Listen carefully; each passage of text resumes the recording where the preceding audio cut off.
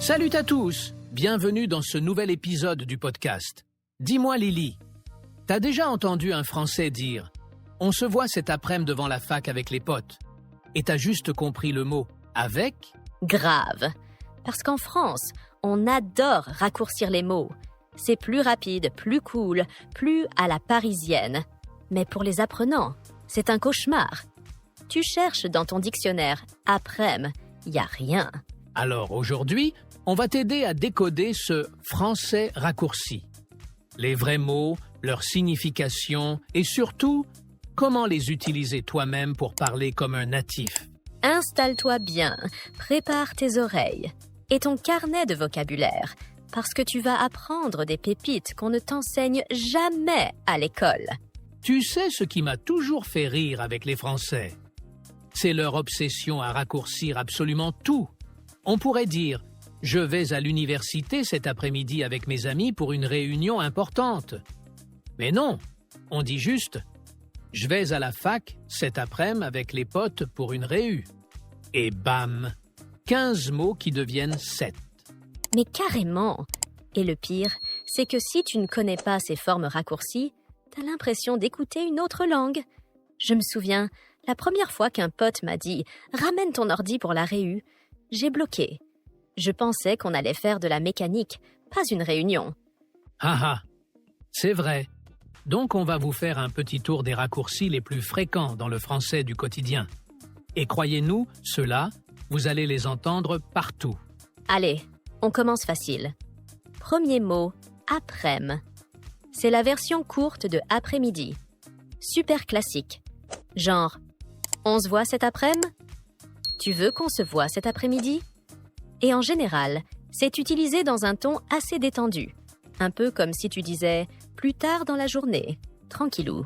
Ensuite, t'as l'ordi. Évidemment, c'est ordinateur. On ne dit jamais ordinateur dans une conversation entre potes, sauf si t'es prof ou dans une pub. Tu dis « Tu peux ramener ton ordi pour qu'on bosse dessus ?» Et voilà, rapide, clair, fluide. Et que dire de la fac? Ça, c'est un basique.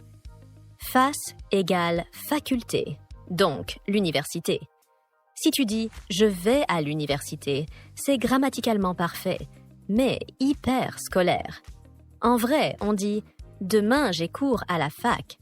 Et là, tu passes pour un local. Un autre classique, réu, pour réunion. Surtout au boulot, dans les assos, à l'école.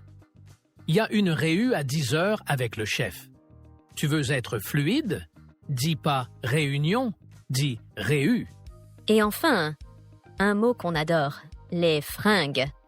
C'est le mot cool pour dire vêtements. C'est familier, c'est vivant, et on l'utilise tout le temps. J'ai acheté des fringues trop stylées hier.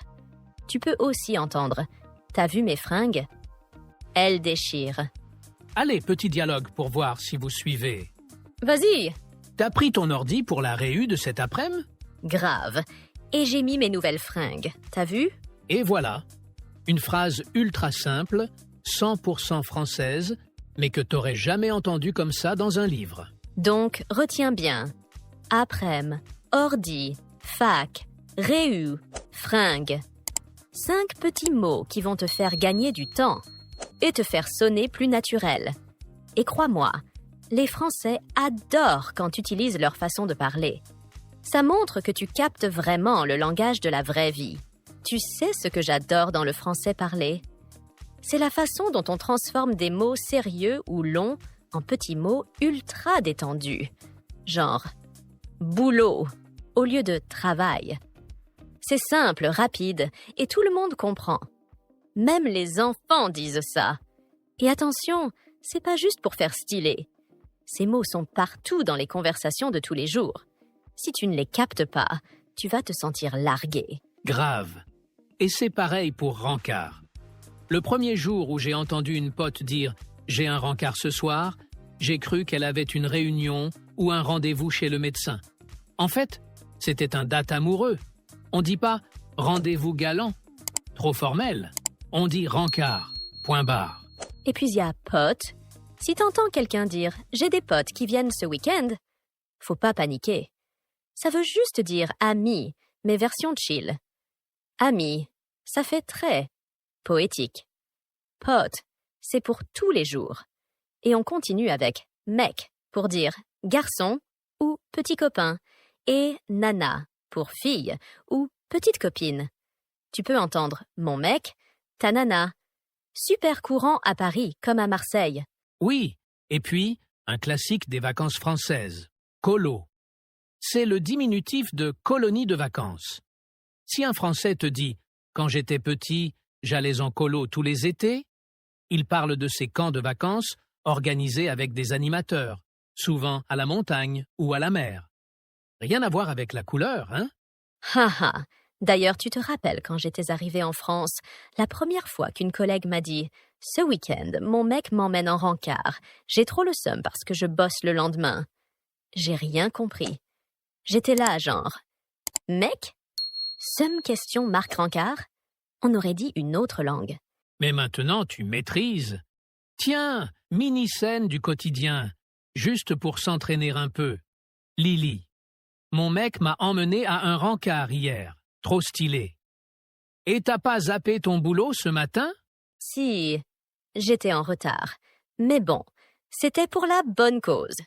Voilà, c'est exactement ce genre de mini-conversation que tu vas entendre tous les jours. Et une fois que tu comprends ce vocabulaire raccourci, tu te sens vraiment plus à l'aise. Et tu peux même commencer à les utiliser. Avec modération, bien sûr. Faut que ça sonne naturel. Tu sais ce qui te fait vraiment passer du niveau élève modèle au niveau je parle comme un vrai français. Ce ne sont pas les conjugaisons ou les règles de grammaire, c'est l'oral naturel. Ce qu'on entend tous les jours dans la rue, au boulot, entre amis. Et ça, tu l'apprends rarement à l'école. Grave. Parce qu'en cours, on t'apprend à bien articuler, à faire des phrases complètes, genre « Bonjour, comment allez-vous aujourd'hui ?» Mais dans la vraie vie, personne ne parle comme ça. On parle vite, on contracte tout, on utilise des abréviations. C'est pas de la paresse, c'est juste l'usage. Exactement.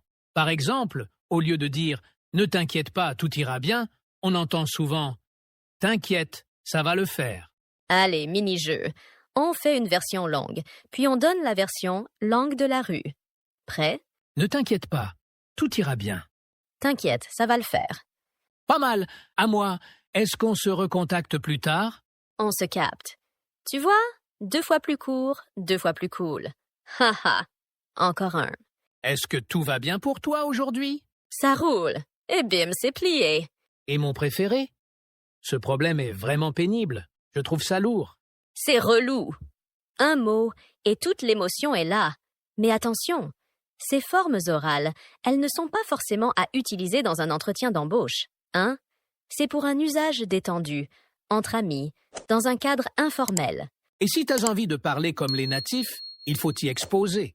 Regarde des séries, écoute des podcasts, note les phrases qui reviennent. Et surtout, répète-les à voix haute. Et n'oublie pas, tu n'as pas besoin d'imiter à 100%.